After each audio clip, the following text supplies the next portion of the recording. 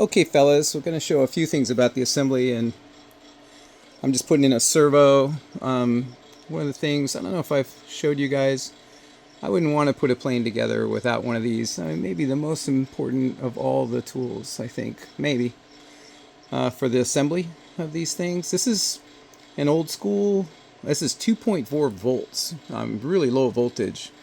The torque is really low, has like 20 steps or something. The lowest step is super low.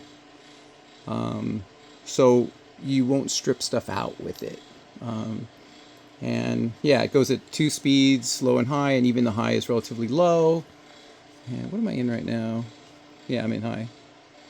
And yeah, these are great tools to me, like for putting these planes together. All the servo screws and everything, I always put them in. So here I got a servo screw. This is the micro fasteners.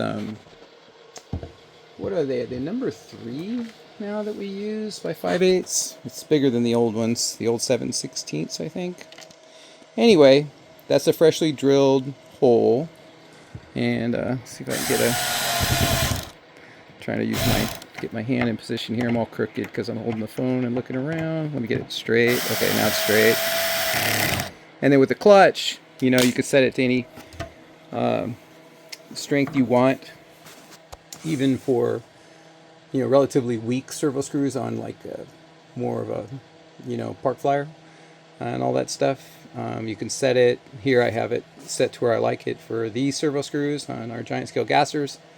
And yeah, I wouldn't want to use anything else. And certainly there's plenty of, I don't know, you can see them over here, all these impact drivers, the big stuff, but they're too big. And even the modern, what we call these hot dog style handheld, little ones, they're too powerful. You can still buy these. At least I was able to like a year or two ago in the 2.4 volt. So super nice. So you can see here too, I put the servo high tech. Skywing gives you 2 locations on each side of the plane. You could actually put 4 servos and link them all. I don't think that was their intention, but they do set you up this way. And I'm just going with 1 servo, but I put it further away, put the output gear on this side. That's going to give me, let's see, with the ball link, probably a 4-inch turnbuckle push rod. And, that'll lessen my angles, and, I'm going to like that. I also could have put it in here and put the output gear this way, but this is what I usually do. And, one thing of interest on this stuff, and I've been talking about it for like 2 years since I got back, all these 1,000-inch ounce servos, and even the high-tech 961s, which are rated at 780, but I've noticed that those ratings are really bunk. I'd put these high-tech, I have a fish scale, I should do tests on these things, but I don't think any of these other servos in this size are doing more torque than 961. So, yeah, it'd be interesting to see. But at any rate, if you have the power of a 961 at 800-inch ounce, or you have anything, comparable or rated above that, that's still just as strong. Single servo on a 3rd scale on a rudder, the deflection we use, 50, 55 degrees, and those high G turns. I mean, you can snap the control horns right off the rudder, which I just did. And that was a relatively new install, and even a replaced hardpoint on the rudder that was really stout. So there is an argument. My whole point of that is there is an argument to, even though we have these servos that are so strong, of using 2 on these 3rd scales on the tail, because we don't, I personally don't worry about the CG. Like, I think even the most nose heavy guys, if you put your batteries up by the fuel tank, you're still going to be way nose heavy. So not really a CG issue with these short couple planes. And point being, you'll end up, spreading that load as you move the rudder and the forces from that are going to hit it, from the air. And it's going to have to resist, are going to be spread over the control horns on both sides. So each control horn would take half of the weight and, be twice as likely not to break. I think that's actually not good math. I think it's way more. That increases way more than double the strength, even though it's just 2. And then but that also requires that you sync them right. And we've got a lot of videos talking about syncing the servos on both sides. You should be able to pull if you take your servo screw out that goes into your output shaft on each side, and have a servo arm that's relatively easy to get on and off. You don't want that's too tight. You should be able to go through and lock off the servo, like with your condition rates or dual rates, into any position along the way. Just have it lock off, and then you should be able to take the servo arm off on this side of the plane, and on this side of the plane it should just fall right off. I've done that before. I've made videos doing that, and if it can go through the entire range of travel, and the servo arm will always just pop right off the servo, then you're synced up. And then there's plenty of ways to test that, and there's plenty of ways to set that up, but that's one test in the end, that can be used to show whether or not you're synced up. But if you're properly synced up like that, then you're going to really increase the chances that you'll never have, a weak rudder control servo. But having said all that, I'm still going with just one. Most of my planes just have one, on the 3rd scale. And, I broke it off every time I break one off, the edge, then I'll just go to the Dubro bolt, so. But so far, I've gotten away with it on 2 or 3 planes, got quite a few flights without breaking them. I did, like I said, I was snapping 3mm push rods, so I went to 4mm. That took care of that problem. But yeah, it's set up to where you could do 2 tandem and sync those up to a push rod. You could do 1 on each side. In this case, if anybody was going 2 servos, or if I was going 2 servos, I'd recommend 1 on each side, just so you can spread the load on the control horns. Because this is what I talked about a while ago, maybe even 8 years ago. But with these servos getting stronger, your plane's only as good as its weakest point. So there's no point in overbuilding things that are going to be way stronger than a weak point. But you do want to beef up the weak points. And our weakest point now is definitely our control horns. And probably the one on the rudder is number 1. Then we go to elevators. Then we go to ailerons, but rudders for sure. And I've seen plenty of pictures and videos of guys through the last couple of years that have broke theirs off. And I do think that has to do with, binding and geometry to an extent. I've talked about that, but also our servos definitely can overpower these control horns. So you hear all that creaking? That's what happens when you get old. So yeah, from there, let's see, I think I'll pause out as segment 1, and I'll get to segment 2 on all these, gluing all these control horns. But I wanted to talk about that tool. I love that tool. I have several of those. And yeah, 2.4 volts and a clutch with a bunch of settings. You can really use it safely, when you're using wood screws into wood, lightweight, small wood. And that's it. That's it on that. The end of segment 1. We'll be back for segment 2. Okay, brothers. So gluing control horns in. A couple little things I do. First thing I'll check, and 9 times out of 10, when you put them in, the control horn in is too tight.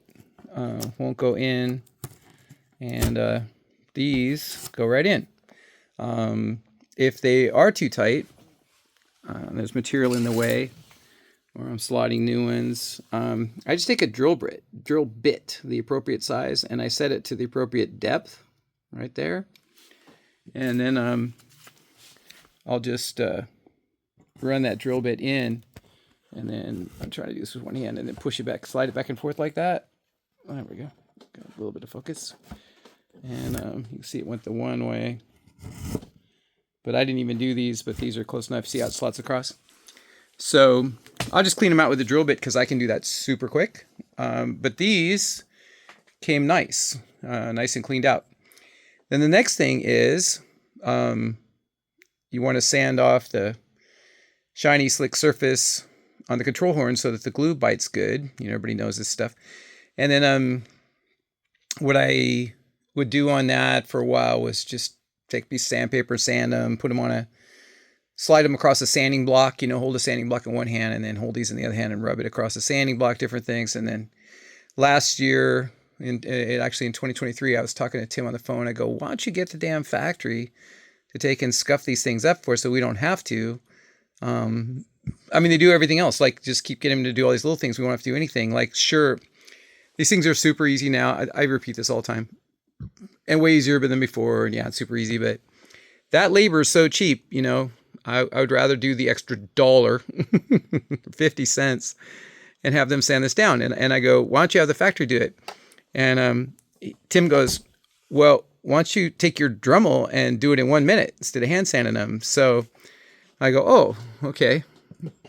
So still, we want to get the factory to do it. But all I do is take them, take a one like this. And I'll just take the Dremel and I run it laterally so that the lines would be lateral, so help with the glue. And then I just scuff it across. Flip it over, scuff it across. So yeah, Tim was right, as always. He's put a lot of these things together. So anyway, this one's ready to go. Fits in there real nice. And then I got the right length push rod on here. For that second hole inboard output gear on the side of the fuse. So like you guys, I'm sure, I go ahead and put this together first, just like this. I'll put a nut on that right now too. And then that way that's all spaced out properly. The spacer plate on the bottom spaces the bottom. And then you can go ahead and glue it in. But I think everybody does is go ahead and put the ball link in before you glue it in. And I'll glue this in with Zap Z epoxy. I don't even care how many minutes. The 30-minute is going to be slightly stronger when it's cured than the 15 or the 5. 5 being definitely the weakest. 15 almost acts just like 30. But I use 5 all the time on this kind of stuff. Like I said, the plane's only as strong as its weakest point. And that 5-minute Z epoxy from Zap, that will never break on these control horns. It will always be stuck. The wood will be stuck to the control horn. The control horn may rip out. The control horn may break off, which is more likely. But the hard point I was saying, the hard point may rip out, or the control horn may break at the surface right here. But that glue ain't going nowhere. So yeah, I'll just mix up a little glue. I like to use a popsicle stick and shove it into the holes. And then I use the same popsicle stick to coat each side of the control horn, and then both control horns each side, and then I'll stuff that thing in there and glue will squirt all out, and I'll just wipe it off with paper towels and a little alcohol, and that thing, yeah, bomb proof. Does that kind of cover this aspect of it? I think so. There's not really much to this stuff. I'll use the factory length control horns here because the geometry is straight. The push rod and the servo arm will always stay from the top. They'll always stay lined up, so nothing's pivoting. So you won't get any binding there no matter what. These, we'll see how Skywing did here. These things always seem to be shifted slightly from where they really should be to have that go perfectly straight. And it does depend on the servo arm you use and everything, but they always seem quite off. So let's see what Skywing's got for us here. Shit, man. I think that's pretty much it for this part of the video.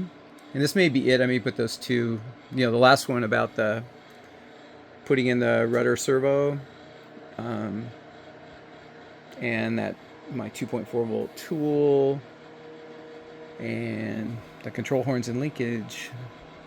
That may be it. Now you see I've got the tail wheel on. I will generally do that, but I don't use any Loctite on it, and I just hand tighten it real quick.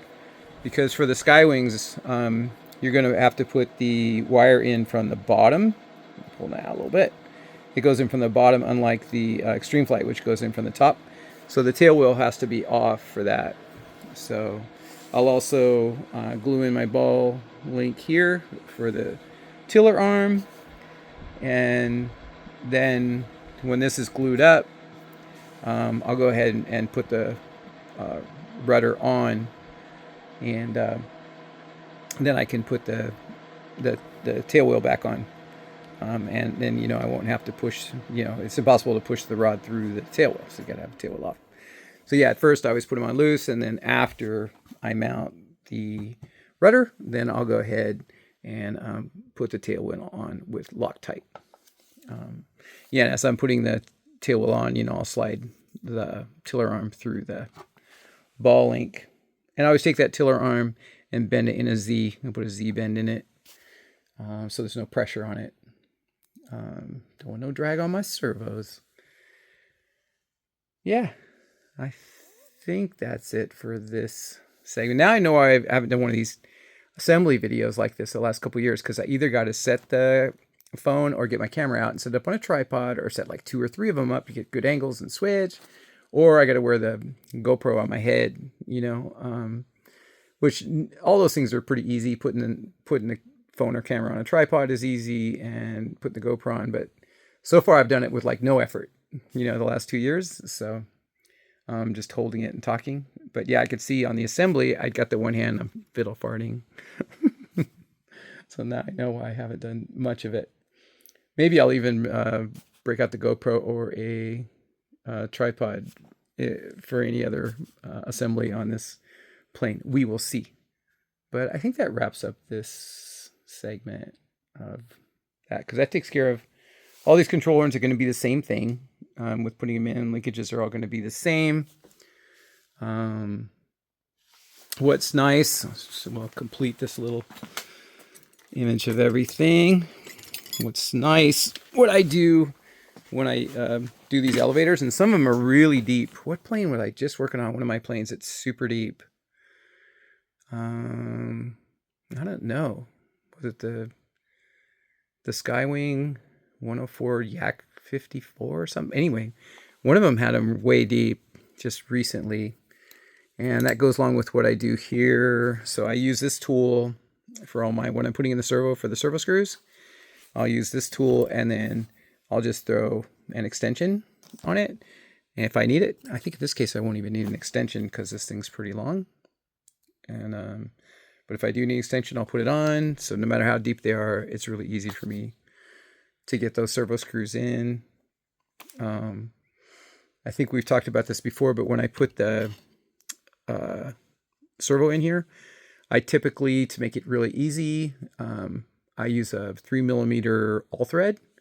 So let's just act like this is a 3mm all thread. I'll screw that into the servo output gear, and I'll be able to manage the servo really easy. And a lot of times I'll use hemostats to work the wire in that loop, to come back through and back out.